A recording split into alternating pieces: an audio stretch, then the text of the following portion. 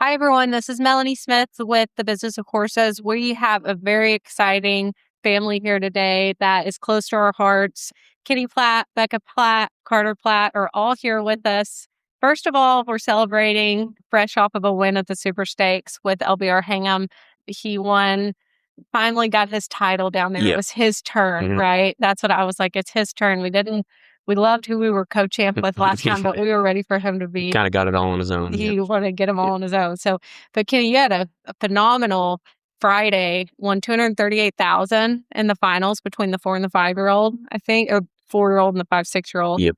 Absolutely unbelievable. And I know that, that's you and your entire team, which Becca and Carter, I know are critically important to that team. Absolutely. And so today what we are going to do is talk a little bit about just making it as a trainer in the cutting horse industry. We all know no matter whether you are coming into this industry trying to make it as a trainer, whether that's cutting horses, reining horses, 2-year-old guy, rope horse trainer, whatever it is, that presents its own unique challenges for every single person. And I know you have a great story and have gotten to where now you have this incredible string of horses. And I think that's what every young trainer hopes to grow up and have. Like, I have to pinch myself sometimes, and you guys probably do too, when you have those really early mornings and late nights. You're like, this is the dream that I dreamed up. Like, 100%. we couldn't have hand wrote this dream, after Friday. Couldn't handwrite 20 years ago. This is what it's going to be like. We're all collectively at this table to have. We should be so grateful for what we do have. 100%.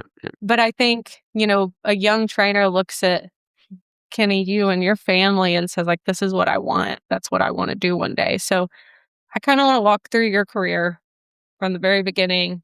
Becca, your life from the very beginning, kind of what brought you guys together, how Carter came through. And I know he runs the whole business now. So like we've got to explain how Carter makes everything go around day to day. And just what it took to hit that, you've gone through so many peaks and valleys to get over that kind of peak and start to have that consistency where you have the horses it takes to win. So Kenny, I'll start with you. Just let's talk a little bit about childhood. Did you ride horses, your family? Yeah, I really didn't start. I didn't really start riding a lot until I was about Carter's age, like 8 or 9. And my mom really got me involved in cutting.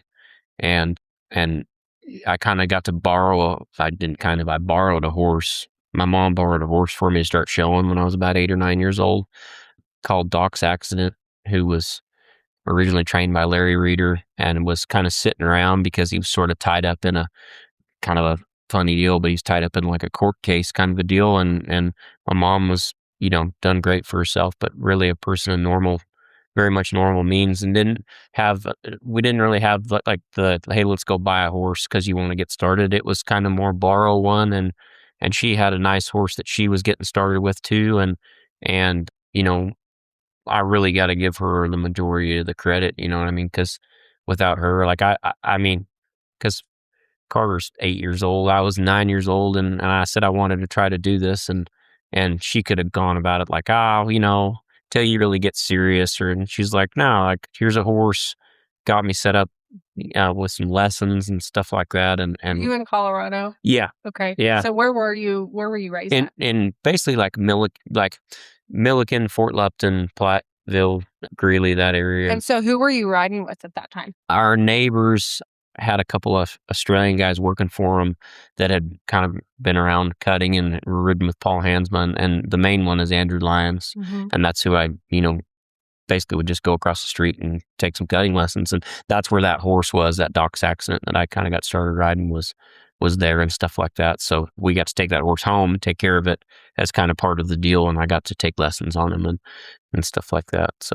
that your lessons went on until what age you think where you were starting to do some different things? Whatever was low for the trainer? I would, my parents were split up, so I lived with my dad during the week and I went to school in Greeley. And I would, on the weekends, I got to usually take like one lesson, and then we would go to a cutting where I would take a couple lessons on Friday and Saturday and stuff like that. So it wasn't like these kids do it now. I mean, or like he gets to do it. It was very much pretty sparingly, like a normal, very much a normal person would be able to do it. You're, let's say we're 20 years ago from now, you're riding a little bit of whatever that somebody will pay you to ride. Yeah. When do you think you kind of hit that spot where you're like, okay, now I'm starting to get some cutting horses that I'm getting to go show a little bit? Because you had a little different path here, because most people, and they get through with high school or college or whatever, and they go to work for somebody, right? Yeah. 2-year-old. So yours was different. Yeah. Which I think is great that people do that. I think that you really should go to work for somebody very good. I kind of worked with people a lot, and I was fortunate that I got started really young and I didn't go to regular school. I was homeschooled and I got a lot of experience in that way, but I'm not knocking the go to work for somebody you really respect and learn. I think I wouldn't necessarily recommend doing it the way I did it at all. It just was how I did it and it worked for me. How old do you think you were whenever you started going and like kind of having what you would Serious. consider a Yeah. cutting horse program? I want to say it was at about 2007 to 2008, because I sold a really nice gelding to a guy named Dwight Fisher, who was from Canada, and he was working in Denver. And I had a really nice smart little Lena gelding that I owned, that I was showing and doing good on, and I sold him that horse, and that kind of got a relationship started with that guy, who actually ended up owning some really nice horses that I had. One of them was a mare called Smart Anna Doc, and then he owned a horse I won that limited open futurity on in 2010 called Downtown Smarts, and he was a first kind of for real customer for me, and along with, like I mentioned, Hank and Karen True, they're in the early stages, and during kind of that time, I got to riding horses for a guy named Robert Tragamba, who I still ride horses for now, who owned the gelding I was third on the other night. And through that relationship, I ended up buying my place. His son owned the place, and then they sold the place to me. And anyway, that kind of got that kind of rolling. Yeah. So. Yeah. And that's one thing I think is important for people to hear and see, because I think as a horse trainer, it's really important that you try and get a play spot. Yes. At some point in your career. And I was talking to Matt Gaines about this, but he was asking me. I brought a horse for him to look at about, I don't know, it's been 8 or 9 years ago, maybe not that long ago, probably a good 6 years ago. And he was asking me about what I have changed between then to now. And, my place, I've been able to build the right stuff and cow pens and facilities and keep enough cattle around to really, really get horses worked kind of how I think they need to be worked. And my place has really helped me. In the beginning, it was horrible, because you're starving to death and you're trying to buy loads of pipe and sell a horse so you can get your buddy to help you build the right facilities and stuff. In the beginning, it was very, very difficult, but having my place has really given me you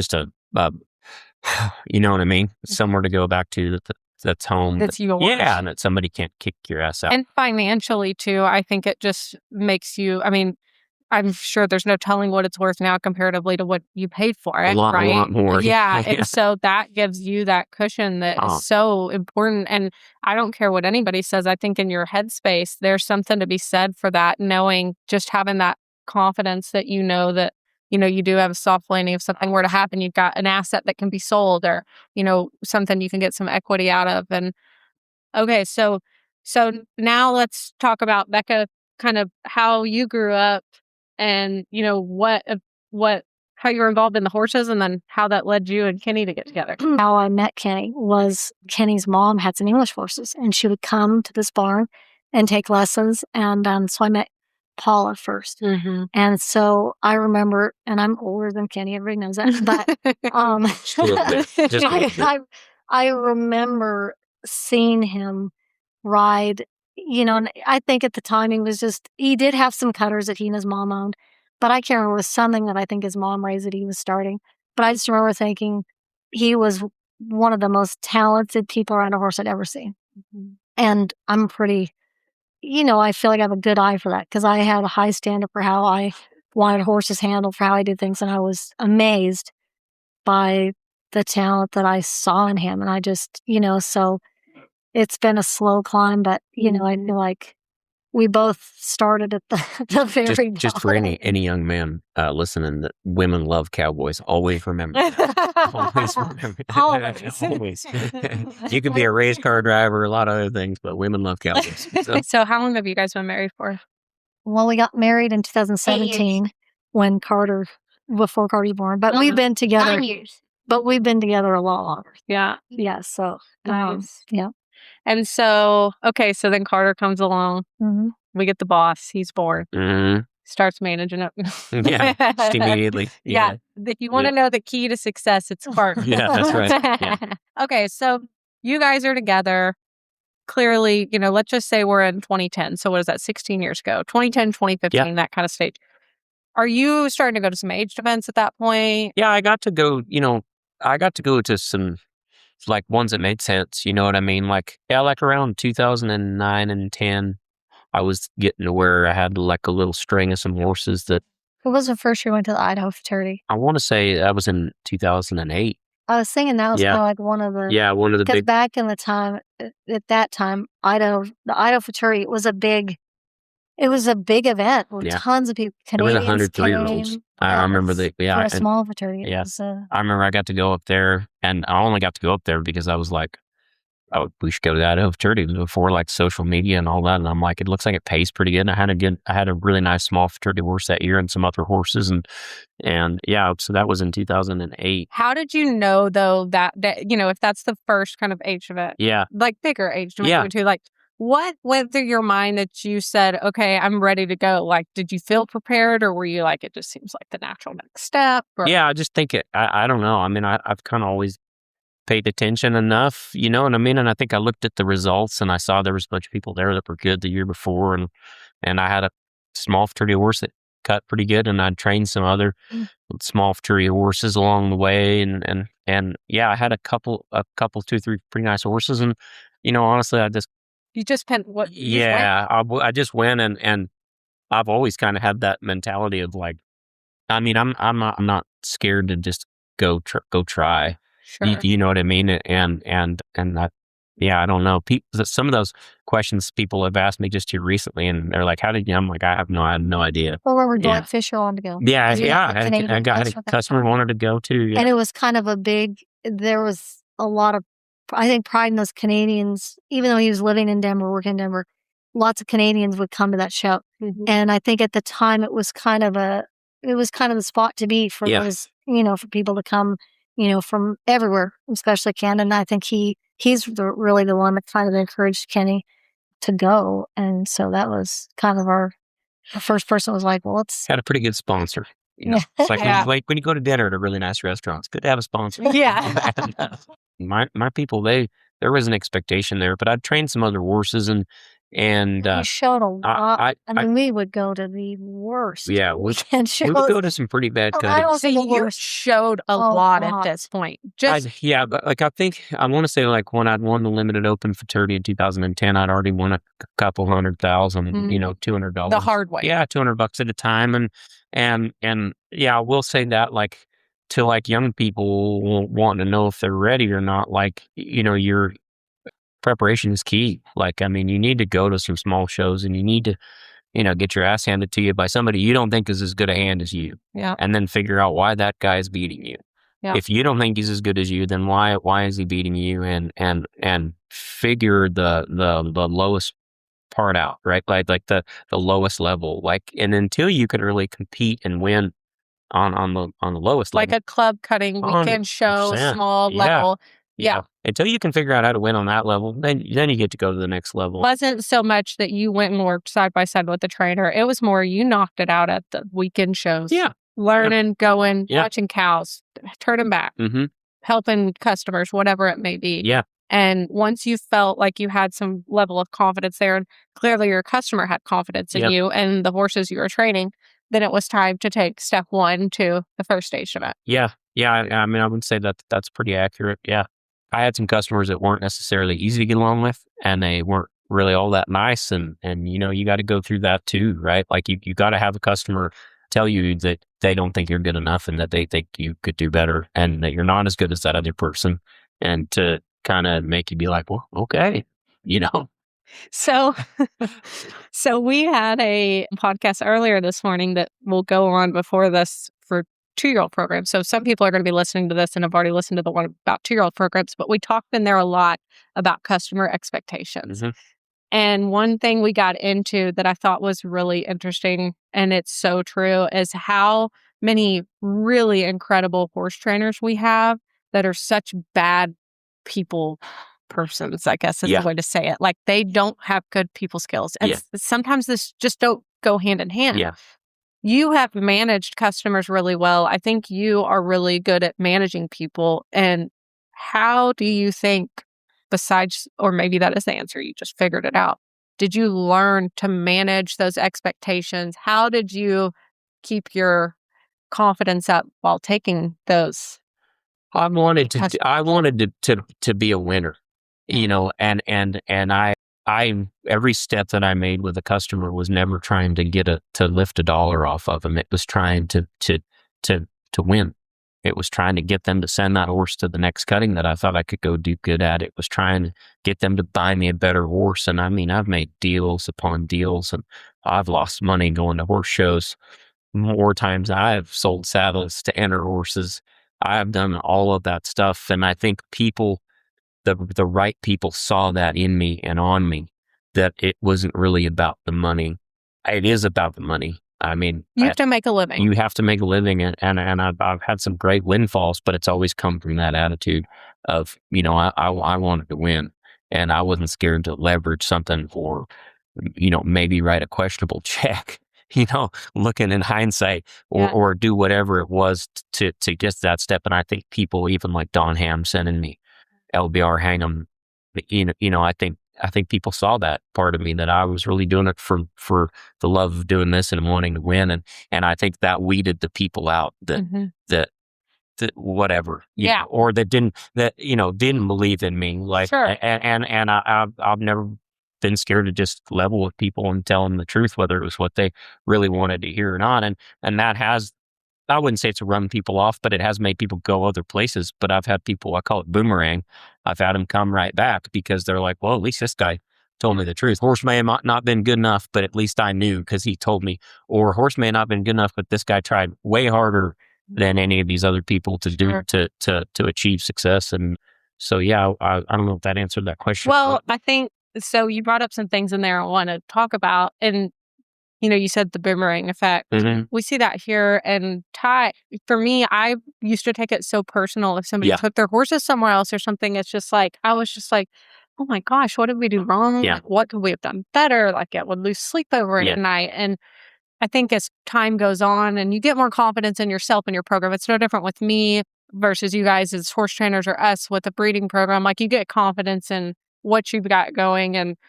But those, Ty always said it, and Ty's like the ultimate cheerleader, right? Mhm. Like, he's really good at that for anybody, for a young horse trainer, whether it's me, the people that are part of our team here. He's like the best cheerleader and always positive about it, but very straightforward. And he would always be like, listen, if we're doing it right, which we are, they'll come back. 100%. They always come Mhm. back. And now that we're 8 years into solo, I can't tell you how many times that's happened. And we've done him a good job. But how it's just like with you guys, somebody gets in their ear and says, hey, I can do a better job, or I can do this, or I can do it cheaper, or I Yep. can, whatever. And you're like, just go. Like, it's okay. Like, it's not Yep. any hard feelings. Yep. I don't lose sleep over at night anymore, and you shouldn't either, and just go. And I'm sure it's the same thing with you guys. Oh, If you're doing a good job, they're going to come back. Right. Yeah, and ultimately, if they don't, then it's They weren't the right that person customer wasn't anyways. your customer anyway. And I think there's a lot to be said to that. One thing about it too, I always feel like there's people out there that work. I'm sure that work harder than me. I'm sure there's but my work ethic's always been good. Mhm. I'm going to work your horse. Like, I'm going to ride your horse myself. I'm going to know what's going on with it and stuff like that. And if you've got a good work ethic and you're in touch with your business and you know what's going on with those horses, if you tell somebody it's not a good enough horse, for one, they should believe you, but for two, you're usually right. And that's just part of it. Well, and I think especially here, but with you guys' stuff too, it's like if you're riding a horse and when they come, their horse looks good. Yep. Your place is cleaned up. Yep. You look like you cared. Yep.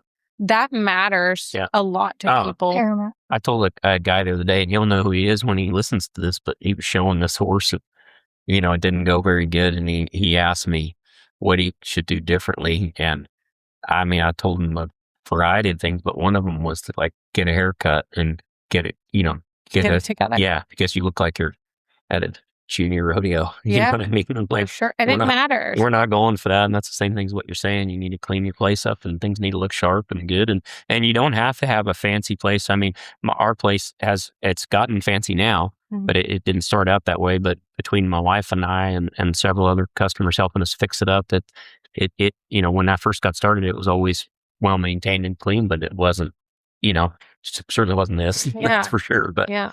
Well, same thing here. I mean, Yeah. Ty and I bought that place in Whitesboro, and you wouldn't have brought one customer there the day Right. we bought the stalls. I mean, it was a wreck, Yeah. and it was just like you said, you're just hoping the checks don't bounce, and Yeah. you can order enough pipe that week and pay the welders to Yeah. start building because you need more stalls Yeah. because it's more. Yeah. And that is, you're going into it completely blind. But like, Ty and I've always said, like, the best thing you can do is just feel like you're broke all the time. I think so. I think, yeah, I think there's nothing like, there's nothing more motivating than when it's like that to me. Like when we bought our place and stuff like that. I mean, I would look out there and I would see all the stuff I need to do, and I would just put my shoes on and just go start doing it. And you know what I mean? And like, there's a level of anxiety that creates that turns you into a powerhouse human that you aren't if there's not that soft place to land. 100%. Yeah. And I think it's a necessary part of whether you talk about horse training or owning a business or working,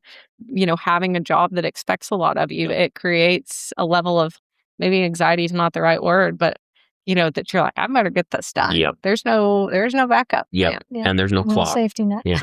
There's no clock. No backup plan is the best way to have it. Mhm. I think Thanks. that breeds as much success as anything. Yeah. So, okay. So you've gotten to your first aged event, and then what happens next? You go to Idaho, and then where do you think the ball starts rolling where you're starting to say, okay, now I've got good enough horses and I'm showing good enough to start going to more aged events? Yeah, probably right around in then, like I kind of started being able to go to like the Utah fraternity and the Wyoming fraternity, and we used to go to the Nebraska fraternity, those fall fraternities, that really kind of got me going and starting to train horses and go show them and stuff. And I would say winning the limited open fraternity in 2010, and then I bought my place, and right around and then is when it really kind of got rolling. Like turned on. Yeah, there was a pretty good lull there, though. I mean, like I lost a pretty good customer, like right about the time I bought my place, and things got a little weird and scary there for a minute, and I didn't have that many horses in training for. How many horses do you think you had on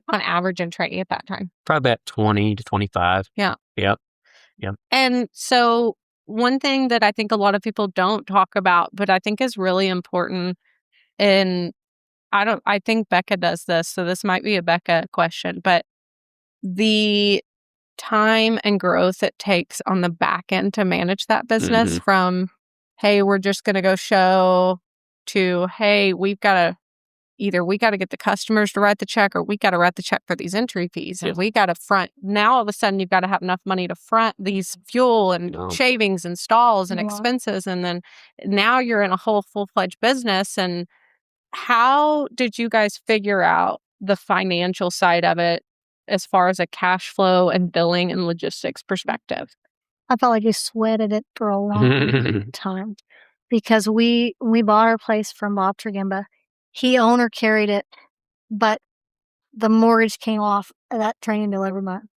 So that was a huge chunk of cash flow we did not have. And in the long run, of course, great, because we have in place. But we sweated it for a long time. And I remember a long time, like years, like yeah. I mean, I would say from 2000. I remember it was from 2010 when I bought that place to about the end of the middle of 2016. Yeah, because we were building. Yeah. We were in the process of trying to build more infrastructure because it didn't have infrastructure.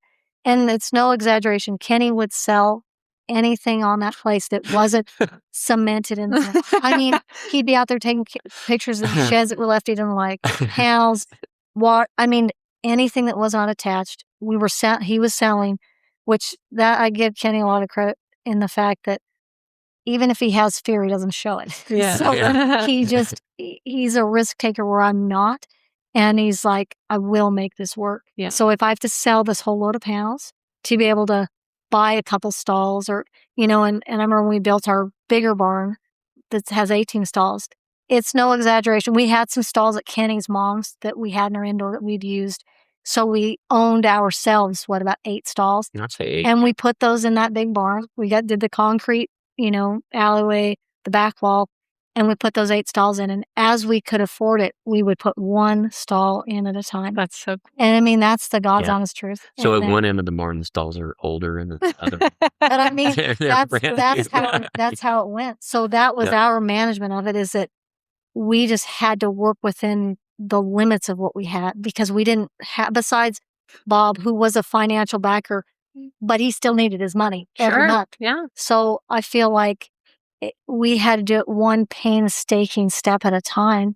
For I mean, really, and until I got a really good accountant in about 2019, it was like 1 step forward, 3 steps back kind of a thing.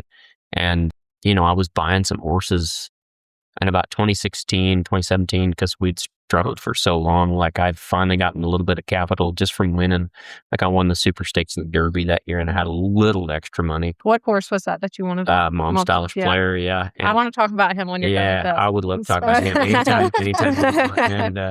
And it, from winning those, it freed me up a little bit of income to where I was able to kind of buy just some trading horses and some buy and sell some other stuff and horse wise. And then it really wasn't until about 2019 that we got a really good accountant, because I had not a very good accountant prior to that caused a lot of problems. But getting a better accountant it saved my life, really. I mean, Rachel Walkie, she's a great lady. And she started giving me some financial advice that was just pivotal and really helped me make a lot more money and, changed our lives a lot. So I want to dig into some of that a little bit more, because I think this is the stuff that people don't talk about, especially for these young trainers, when they're just like, what? I don't know. Like, what do I just fill them on QuickBooks? Do I just, I don't know.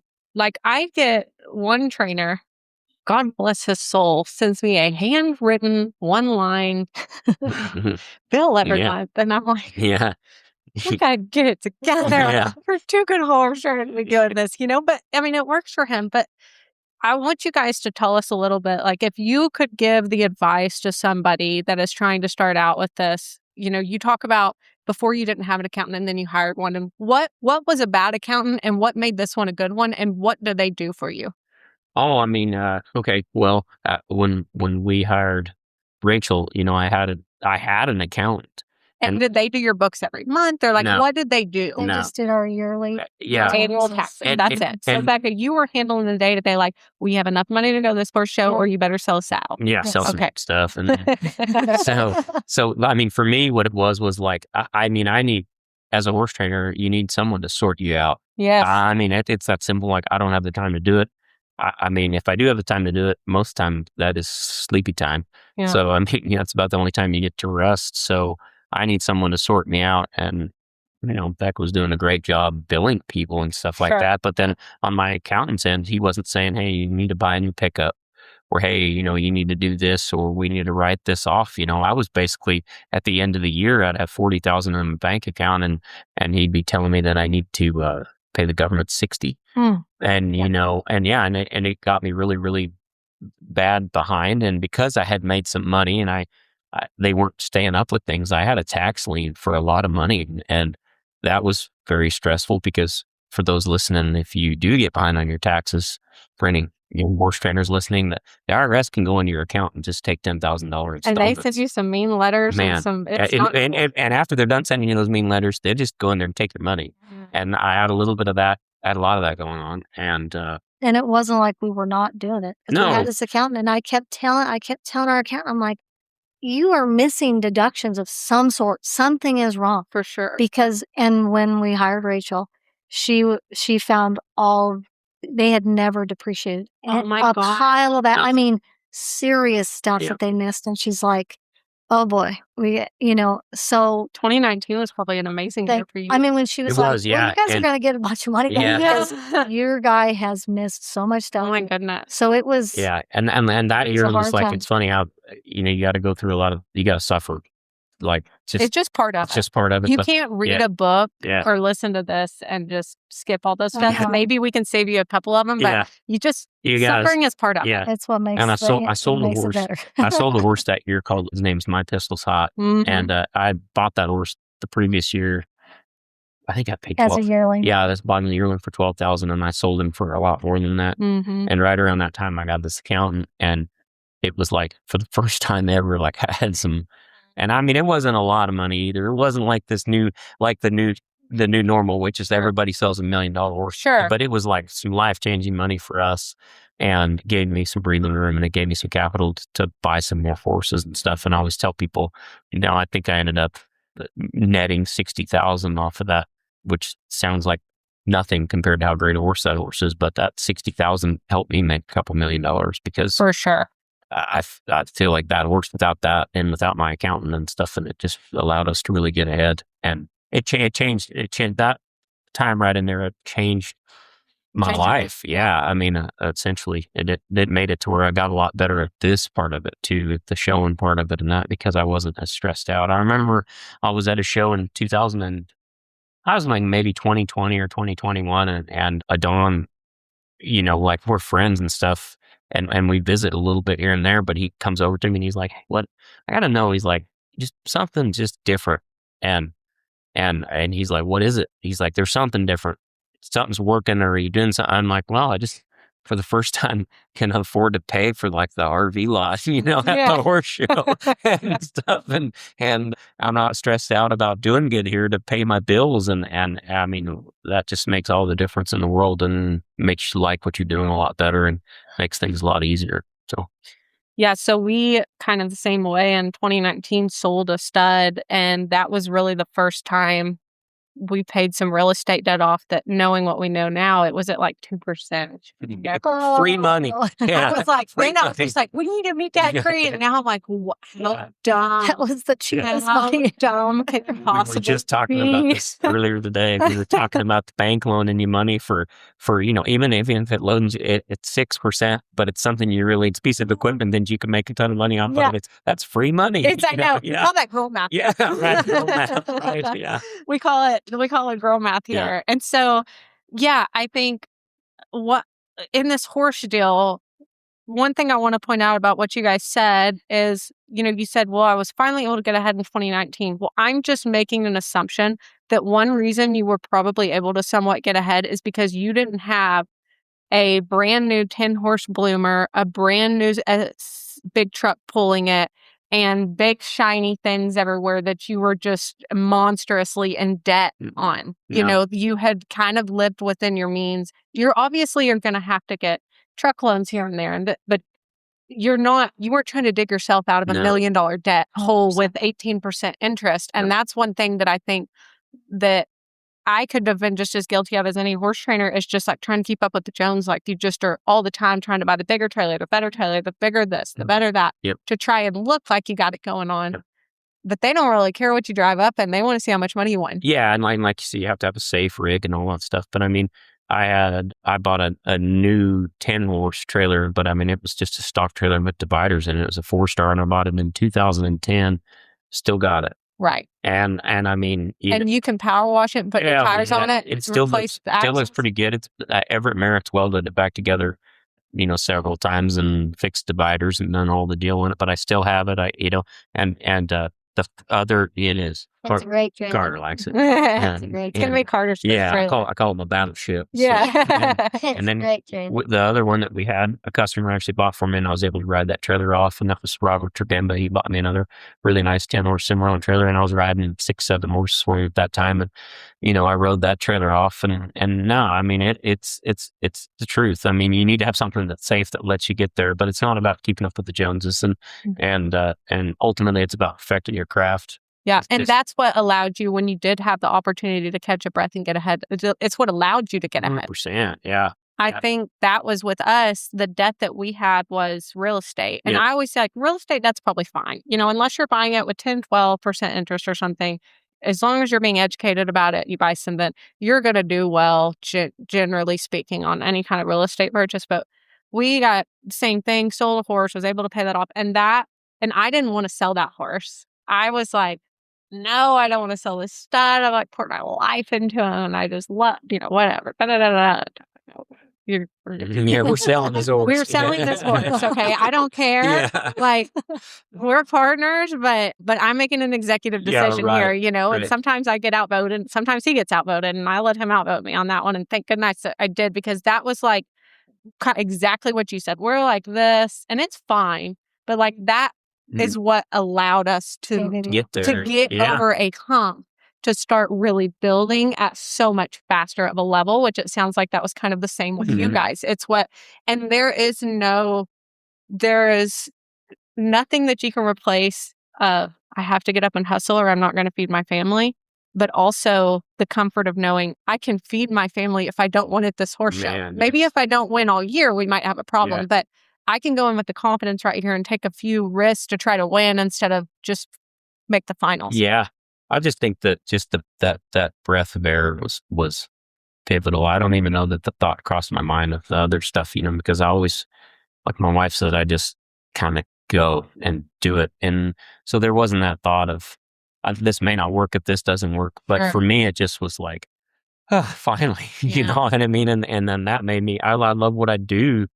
Even now, I mean, it's all I want to do. So it just allows me to, like, if I want to lease a load of cows to get more ready to go somewhere, I don't think about it. I just do it. I don't look at the price tag kind of a thing. I just, whatever is going to help me put myself in a better position to win or do better, I'm going to do it. You know what I mean? And so that just really worked. Well, I think something you said there is really important about, and another thing we don't talk a lot about in the horse world is mental health. And just like you just having that confidence, and also having Becca's support to have that confidence to go and feel like you've got somebody behind you, backing you. Because I think that the worst thing that you can have in any business is whoever your partner is pulling you the other way, or holding you back, or saying, I'm scared. No, and of course you're more conservative, it sounds like. So you're the other person in the ear that's like, just keep it in mind. She hates when I spend money. Yes. Let me tell you. But sometimes sports trainers got to you got to put the eyebrow tie down. Yeah. Like, hold on a second. Don't do that. Yeah. He's never compulsive, which is, I feel like he always has a good vision for the risk he's taking. Sure. We're not like somebody asked, where do you like to go on vacation? I'm like, we don't. Yeah. That's okay, because we're both kind of driven the same way, that when we're not at the horse shows, we're glad to be home. Yeah. And, all Kenny's got rolling his mind is what he's got coming up next. The horses, the 2-year-olds, the 3, all that stuff.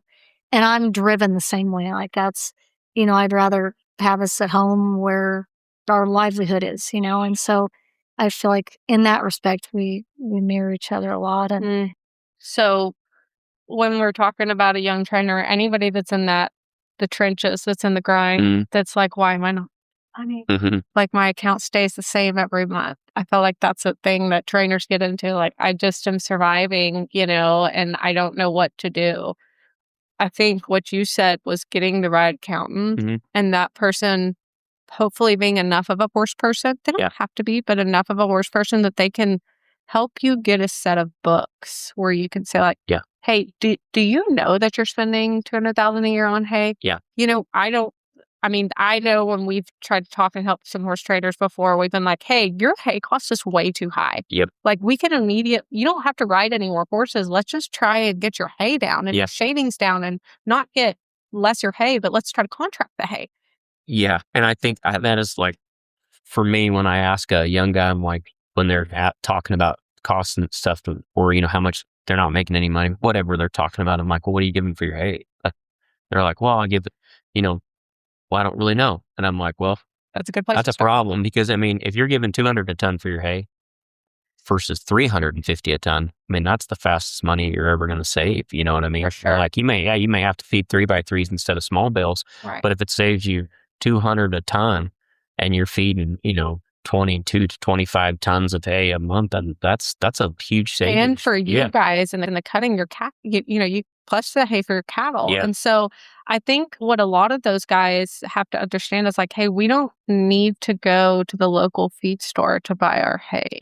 Yep. Like we need to make it that volume. Yep. That's not what that is designed for. No. And so those guys learning to step back and talk to other people in the industry and not being afraid to come up to you and say, explain this hay thing to me. I don't understand. Yeah. How do I find hay? Or how do I contract it? Or calling Ty or whatever. I mean, that's his thing, not my thing. But just figuring out like what are your fixed costs, and maybe it's not that you need to go up on your training, and maybe it's not that you need more horses or you need more.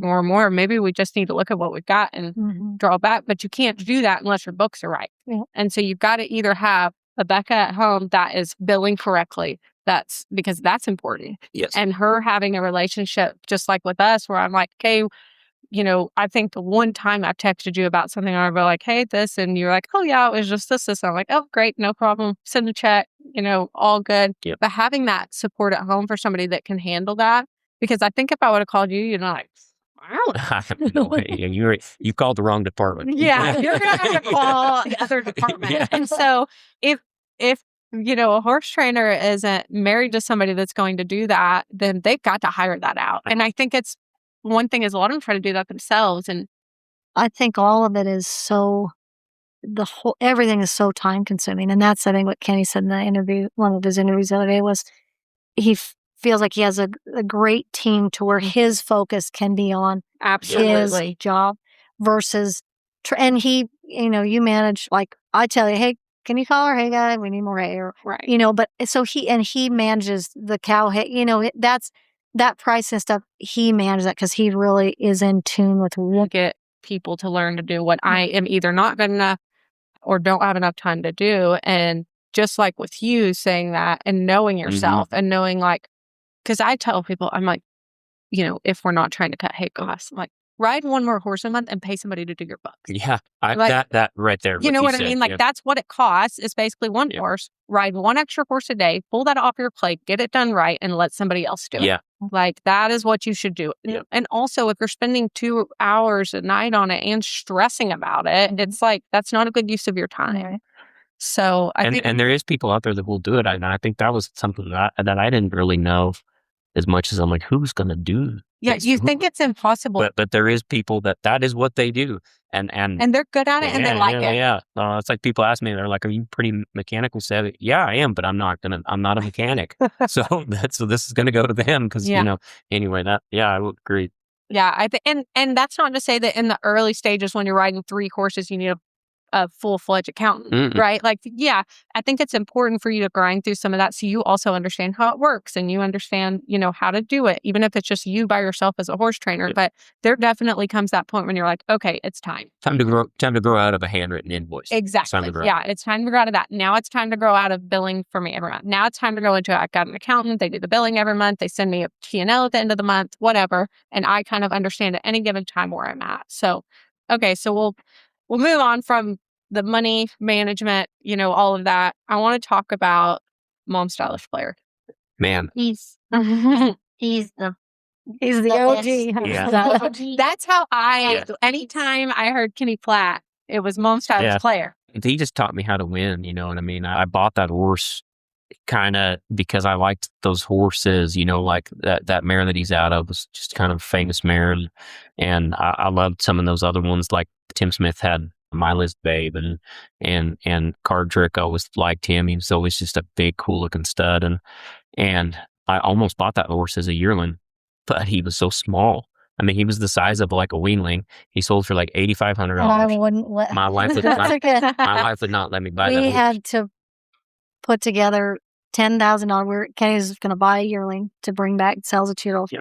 And it was a stretch for us to have $10,000 to do it. And I think I maybe spent $13,000 on 12. I spent $12,000 on a horse called Smooth Flow that year, and Smooth Flow sold before Mom Stylish Player, and I didn't have the $8,500 to buy Mom Stylish Player, but a friend of mine named Lawson Hadlock bought him, And I'm just kind of checking up on him all the time. And he's like, "Hey, you should buy this horse from me." And so I was like, "Well, I'll bring him to." It was the next fall, so it would have been September. And he brought him to a little show up there in Colorado that we show at Loveland, the Loveland Aged event, and he was riding him around, and I worked him, and he didn't feel just unbelievable when I worked him, but Bob Tregimba wanted a 2 coming 3-year-old, and so we bought him, and yeah, he just was an unbelievable horse for me, and really taught me how to win. You know what I mean? And he was kind of difficult to train and all those things, but man, when he put it together about this time of his 4-year-old year, he was unbelievable. Yeah.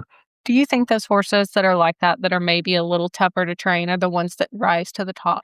Yeah, I mean, I think that I think yes. I think there's some horses that you get that are real easy, and then there's some that you get like that aren't, and then they end up just like, I think Too Hot to Tag is a perfect example of that. I mean, he was difficult, you know what I mean, in a lot of different ways, but man, I mean, he just, once he really put it together, he's just been a machine. They kind of have to have that level of difficulty to be great for as long as that horse has been. I mean, I know he's just a 5-year-old, but to not just peak at one show and then lose their fire. Yeah. Because I think we see a lot of those horses that are easier, and everybody's like, they're so great minded and they're so easy to train. And that is great.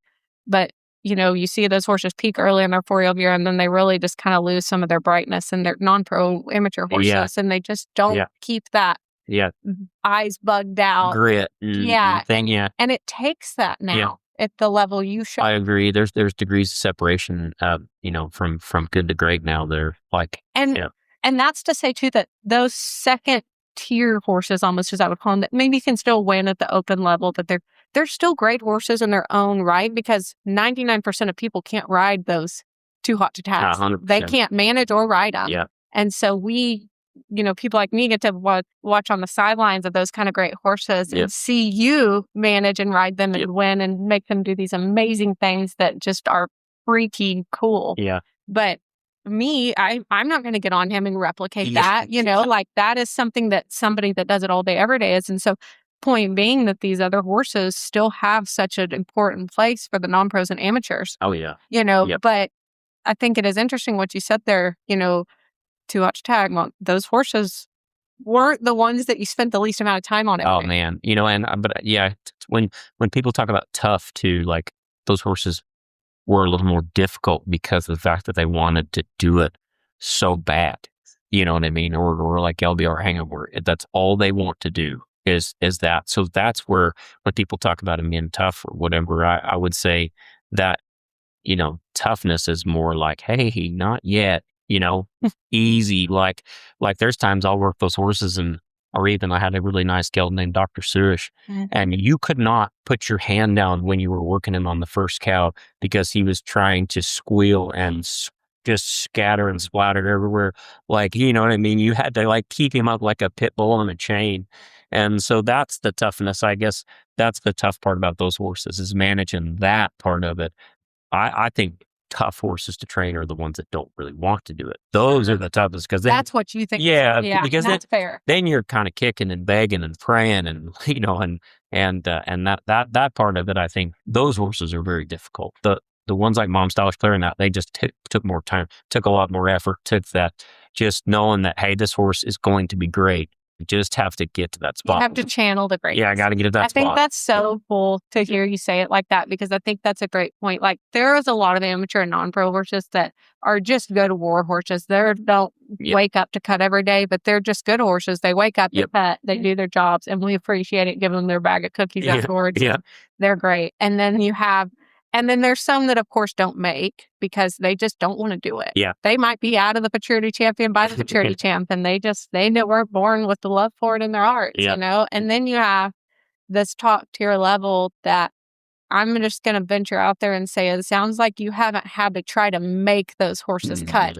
You've done quite the opposite. Yeah. Like, whoa, just easy. Yeah. Yeah. No, it's been been a pretty fun ride. Yeah. And so, okay, so I want to talk a little bit. And so, well, let's finish Mom Stylish Player. Where is he now? At my house, and he weighs. He will live there for the rest of his life. He weighs as much as a train car.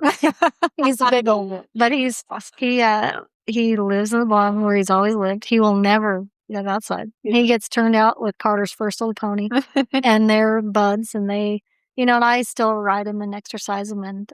But people always ask me when he gets to come back and have Carter show him, and I said, we're not going to do that to him. He's, he's earned it. Yeah, and he's a little overweight. We just don't, but he's sound and he's great. And we don't want to hurt him. I'd probably shot him. Yeah.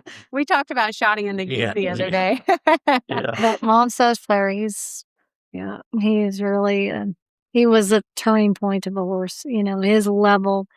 And that's what I always thought about with Kenny. I never, if he talks about where he wavered and decided about being a horse trainer, I never wavered. I'm like, you have so much feel and talent and just, he has a gift. Yeah. And I don't say stuff like that lightly, but I feel like it's a God-given gift. And I always knew if we just stayed the course and you kept working, the horses of that level would eventually come. Mm-hmm. And, Mom saw us for, we didn't buy him personally because I wouldn't let Kenny, because I'm like, we don't even hardly have $10,000. This horse is little. His toes stick out. And I was in the industry of English horses, and I'm like, sometimes they don't grow. Yeah. It is possible he could be this size next year. He's a big, pretty horse. Yeah, he's beautiful. Every time I always saw him stop, and he looks so massive. Like he just looks like his hip was. It is. And but when he was, at that sale though, it was like I think they forgot to fit him. There was some weird story. They thought he was something out of a different mare, but he wasn't. So here he is, pot bellied, a little sway back, toes turned out, and he looked like a runt. All these other beautiful yearlings, and I'm like, it was. And then when we saw him as a 2-year-old, that September was 2 years, I was like, that's Kenny's horse. You could just see him and I saw Kenny run. I'm like, we're buying that horse. And Bob didn't pay a pot. I mean, he paid a very looking back, it was nothing. Yeah, it was nothing at that time. It was a little bit, but he's a special horse to us for now till forever. So I remember seeing you show that horse, and I wasn't super involved in the cutting that time, but you always heard that horse's name because you just kicked the rear on him for a while there. And then I remember, what year would it have been that you showed Shoddy at the maturity? 23. 2023. Yeah. Okay, so 2022. Thanks, Carter. Yeah. Job done. In 2022, I remember Shoddy. Yeah. And all year, Dawn telling us like, oh my gosh, I got this Doration. That was Doration's first full drop. Yep. Dawn's Doration's biggest fan. And he's like, I got this one. It's so great. And it's so amazing. Yep. It's so great. And we're like, okay, Dawn, we heard you the first time she said it. And he's like, I really wish y'all would buy it. And I'm like, we are not buying a 2-year-old. I don't care how cheap that he is. And he wasn't going to be cheap. I was like, no way, because it's just too much money when you have one that's that good. And so he kept trying to get us to come. I was like, absolutely no, nor can we afford it, just to be clear. We're over here trying to build this place at that time. So we were a year off of buying this one. It's like, there ain't no freaking way. And so he keeps telling us how great he is, Goes to the sale. They PO him. He looks amazing in there. Yeah. I mean, his sale video was incredible. It's still maybe one of my all-time favorite sale videos because that horse, Chavo never touched him. He was just a cow. He was hungry for it. Loved it. He looked hungry. He looked right. Had this big old eye like he does now. And so then I remember, I think, was it 2022, the year that you won the first go, the second go, the semis? And then you didn't have any luck in the final. Yeah, I was it that year? Yeah, I had a horse called Countin'. He was awesome. Yeah, and I did. I don't think I won. I think I had a high composite coming back. And he was amazing in the and then I won the semis. I was 25 in the semis on him, and I had another horse called Roasting, and I ended up being in the top 10 on Roasting. And then my first cow, I cut a cow everybody liked. I was early in a set, cut a cow everybody liked, and it just didn't move. But I marked an 18 on him. But yeah, that was. I remember that, and I remember really cheering for that horse because he was so. He was great. It was amazing, but whenever the maturity was over, I know I was Ty and Dawn and I were on a call or something. We were together, and Dawn's like, "I think I'm going to send that horse to Kenny." Yeah, I just think Kenny's hungry for it. Yep. He's hungry. He was so close on him this year, and I just think he's hungry for it. Yep. And so he sent that horse. Yep. So tell us kind of the story from your point of view. Man, he texted me, "Hey, this is Don Ham." Did you know him beforehand? Yeah, a little bit, but not, just enough to kind of say hello to. And he texted me that horse to sell video number, and he's like, "Hey, check this horse out. I'm curious if you'd be interested in riding this horse for me." And I kind of thought it was somebody messing with me. I was like, okay, it's because of that video. I'm like, I don't need to go. Didn't you say she'd sent you the video? Yeah, my wife had sent me the video before the show started, and so of course I'm like, yeah, I'd love to ride that horse, but you got to understand, and I don't mean this in a negative way, but people call me all the time, Sure. and they send me videos, and they're like, "Hey, if this one doesn't sell," and I mean, if every one of those people actually sent me a horse, I would run out of stalls, people, the whole deal. It never usually works out Sure. like that, especially around that time of year, because people are going a million and one different directions, and they're more or less just wanting to feel you out to see what, and I get the question, "How many do you have?" And he never asked me any of that. He just asked me about riding that horse, and I was like, "Yeah, of course, I'd love to have that horse." And then because I have been through that enough, I kind of forgot all about it. And then when they PO'd him, I guess that was after they PO'd him, and then he contacted me a little bit later after that conversation, and I picked him up at the futurity and stuff like that. So yeah. And when they PO'd him, at least on social media side, they went crazy. Yeah, I can't believe they PO that horse. And Charles is the one person that can do that, and nobody would be surprised. Yeah. Because Charles is like, "I don't care. Yeah. I need your money. Yeah. This horse is awesome. If you want to pay me at a price, I'll take it. But otherwise, it's my turn, people." Yeah. And so, that was I think it's so funny how everything just falls into place. It's supposed to work. It's supposed to work. Yeah. And so then you get that horse as a 3-year-old. And I remember at one point you telling me, well, I didn't have anything to do with him as a 3-year-old, right? So Charles and Don owned him, and Don kept calling us and saying, like, "Man, he's freaking awesome. Like, this horse is unreal and unbelievable and this and that." And then, you guys go to the maturity, and he's like, "That horse was so good. It just didn't work." Yeah. It wasn't his time. It just didn't work. Yeah. I was kind of later on in the set on him, and I cut this cow that we liked, and I mean, it just basically runs him over like the first turn, my first cow. And I work at like 2 turns, and it kind of runs me over, and I quit. And I marked a 212 on him. And the next 2 cows I cut, he was really good. And I'm thinking, okay, I'm going to make it back on this horse. And I know in the second round, I could put a run together and make it back. I mark a 12. Took a 13. The whole time it looks like it's going to take that 12. But I was on the first day, I think, or this first or the second day, but I was early. And as it went on, people were marking 13s because that's how it goes. And I'm not making a chop of the judge, and I'm not saying anything, but that's how it goes. Everything just gets a little. Just so long. Yeah, and they're watching 3-year-olds not get their runs. And so these 13s start popping up, and I'm like, my run was 2 points better than that one. But and right when that started happening, I'm like, I'm not going to make it back on this horse. That's just how it's going to go. And I come back to the Super Stakes this 4-year-old year, and I'm same deep in a set, and I cut a cow that just had acted really, really good. And I don't even know that I got my hand down before I got run over on him. And he'd been really good at the Cattlemen's and several of his other shows in between. And next show, I do good on him at the BI, but I draw a last on him at the BI or something. In the fall, yeah. Cows are terrible, but I did good on him there. Like, I marked some good scores around. The next show I go to is the June Vegas show, and he's unbelievable. I marked like a 29 on him in the finals. It's one of the best. I remember that. Yeah, it's one of the best. It was right when we bought it. Was. Yeah. We were right in the middle of it before Vegas. Yeah. And I think we were like, Charles, he's going back out now. Yeah, exactly. Yeah. Anyway, but I marked a 29 on there, and the next show's the Derby. And I cut my first cow. He is as good as he could possibly be on my first cow. And I'm like, go to cut my second cow. And a cow just kind of breaks from the one that I'm cutting, and he took it, and I couldn't get him steered back around to cut my, it just is and so then everybody, and this is the one thing that I think good about my mentality is everybody from then on was like, "Oh, you're just snake bit on that horse in Fort Worth." And I'm like, "No, I'm not. No, that's not how that works. Yeah. That's not how that works." And then to come back and do as good on him and John Justin as I did, but I was still like, I want to get back in that big pen with this horse because I want to get one title on him there and make the finals on him. And that was what was so cool about this. Then you did. Yeah. That was what was so cool about this last win was getting that on him, because I don't believe in that shit. Yeah. Like, I mean, you can't, even non-stylish player, he ran off in the semis of the fraternity, and hey, listen, he doesn't check up like this horse.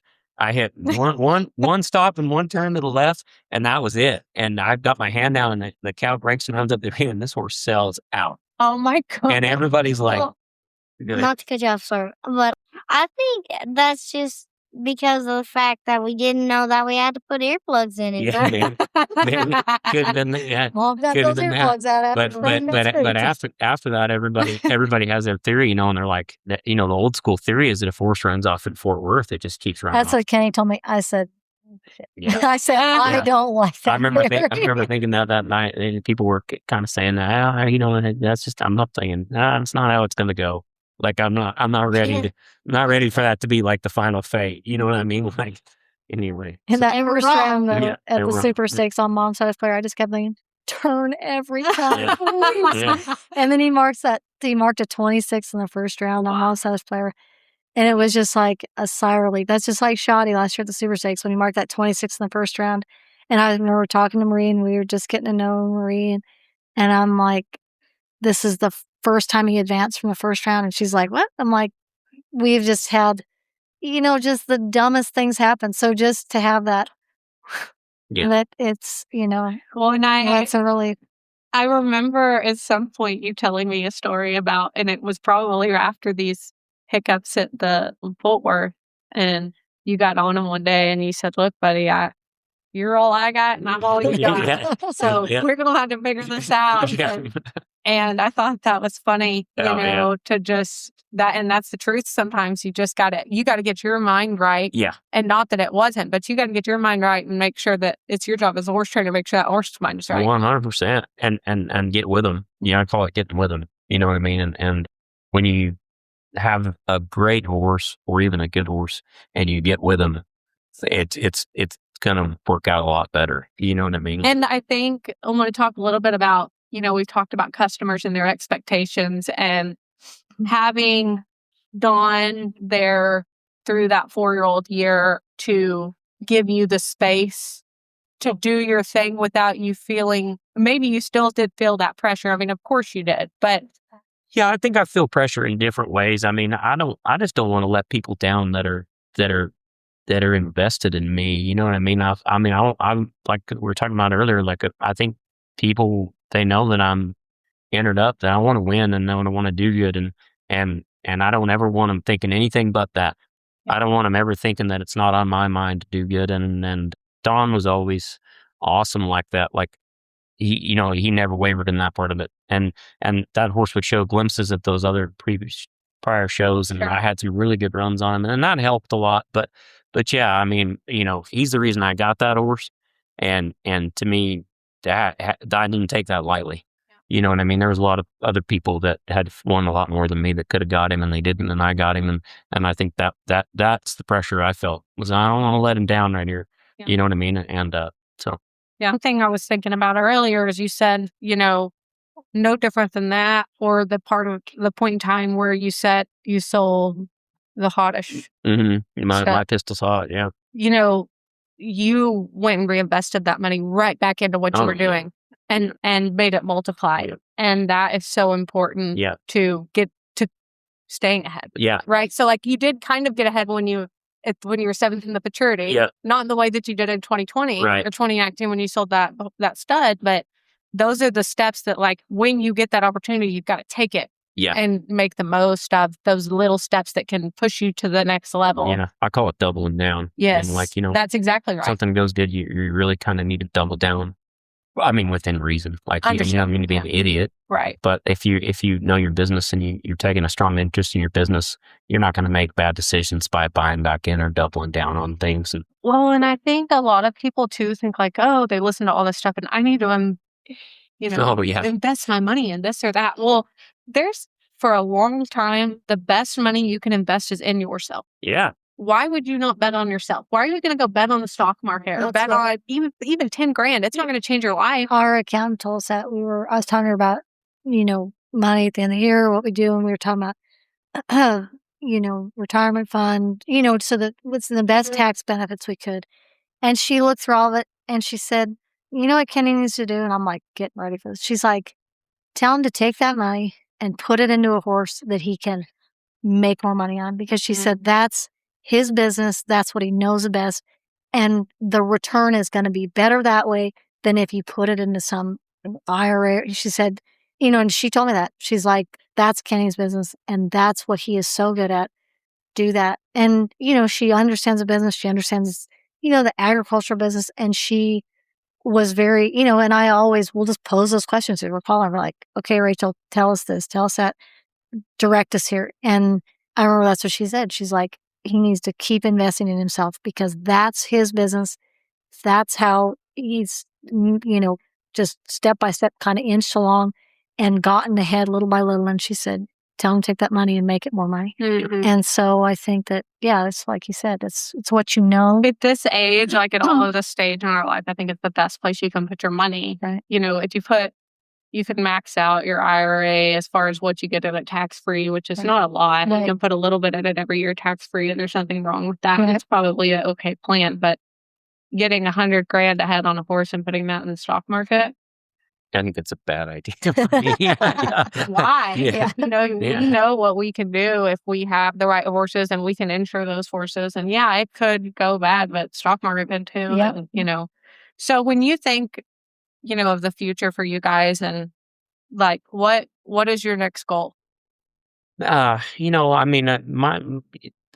financial freedom. Mm-hmm. That's always the kind of the main goal. Financial freedom for sure. And then I really do like raising these horses. Like even being third on the gelding that we raised the other night that's a cool thing for me. But the goal is to be the best. Look at your sign, it says solo, the very best. Like I think the goal is to be the best, and that's you don't get to have that very long.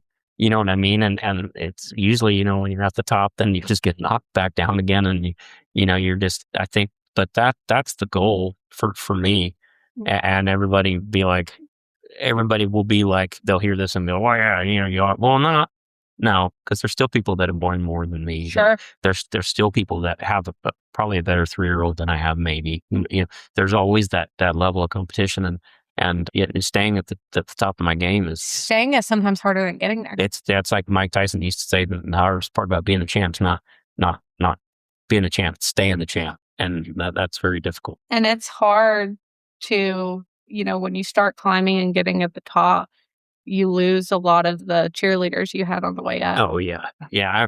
Tag Rice told me one time, he said, because he went on a pretty good tear there for several years, and Tag's amazing, but he told me one time that people started showing up 10, 15 years ago to make sure that he didn't do good, and like they're almost cheering when he did bad, and he said, now they're cheering for me again. But he said, I remember that story, and I think about that. It's people don't want to, everybody hates a winner, you know what I mean? And that part of it, but also too, I think that's a compliment in itself. The fact that people don't like Patrick Mahomes or don't like Tom Brady or don't like those kind of people like that, I think is insane, because they're the greatest. Like Tom Brady. Well, lots of people. Yeah, but like you said, you lose some cheerleaders and stuff like that. But ultimately, you're not doing it for them anyway. Yeah. You're doing it for these people. So. And what I want to end this with, and I want both of y'all to answer this question. What would you tell your younger self 20 years ago if you could today? Oh, several things. One of them is buy some stock in Apple. But I would tell my younger self to buy a mare called Biscuit Love that I could have bought for $2,500, but I didn't have the money, because when I saw her at the horse show, I'd already gotten rid of the saddle to be there. And, I would have borrowed the money from my mom, an aunt. Yeah. Whatever, and so I would have invested more in horses and mares that I could have bought and things like that. I would have invested way more in that, and I think I could have gotten more financially ahead sooner. But that being said, it was probably a good thing for me to have no money and be stressed and keep my eye on the prize. So, you know, we got to watch going backwards sometimes and thinking too much about that. I think I'm real grateful to have struggled and gotten my ass kicked and had customers tell me I suck and have people take horses from me because they didn't feel like I was good enough and lose cows at the Faturi the year before I won it with 2 seconds left on the clock and then come back the next year and win it. I'm grateful for the struggle. I think it's you're blessed if you get to struggle because then you really get to appreciate it when it goes good. So yeah. Yeah, I think the struggle, all the ups and downs, and it's a gift. I feel like everything we have, everything, these horses, it's all a gift. And the fact that we get to live this life and, I never dreamed of wanting to do anything else. And so to still have that as the central part of our life, even though not a single outfit has been easy, I feel like people don't realize it. We have struggled and it's been a slow grind, 20 years of a slow grind, Yeah.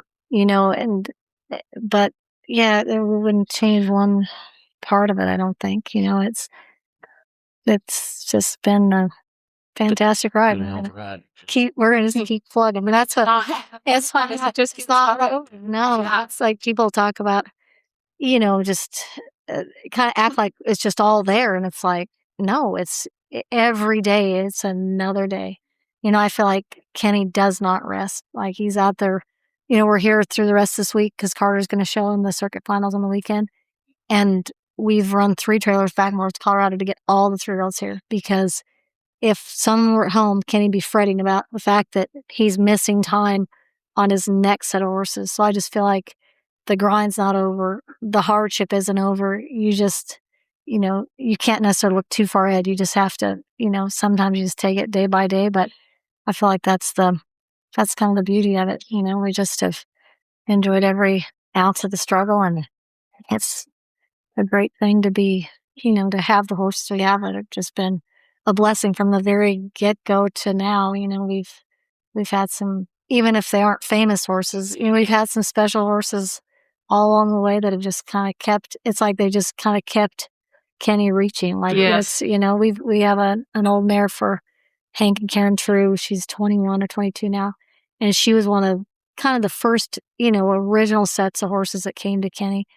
And she'll live at our house till the day she's, her last breath. And, I try to like tell the girls about her and, I'm like, she was a really physical, tough, cool mare. And nobody knows her because she's kind of, we showed her at a small level. But the fact that we still have her, like I go out to our mare barn every night and I give her cookies every night. And, it's stuff like that it's really special, to us. And I feel like we don't take it for granted, these horses that we've been so blessed to have because, boy, they've just made the time go fast. They've just helped us keep going. Yeah. Okay, Carter, you're up. Okay. How do you feel about showing in a couple days? I feel good. What horse are you showing? Susua. Okay, tell us about Suso Hot. She's an Amish mare, full sister to Dr. Suish. I've been getting her ready for my dad to work every morning. She's been really good, and I have a good feeling about her, so. Good. Okay. What do you think it takes to be the best horse trainer? Just years and years of hard work. That's a good I mean, I don't really know what to say besides that. What do you think that your dad is the best at? Him not letting his nerves get him. That's a good one. Because I was nervous the other night. I mean, I was really trust me. We all were. cow, and I was like, that was good. And then he like trotted on her up the thing. I was like, okay, here we go. Oh my gosh.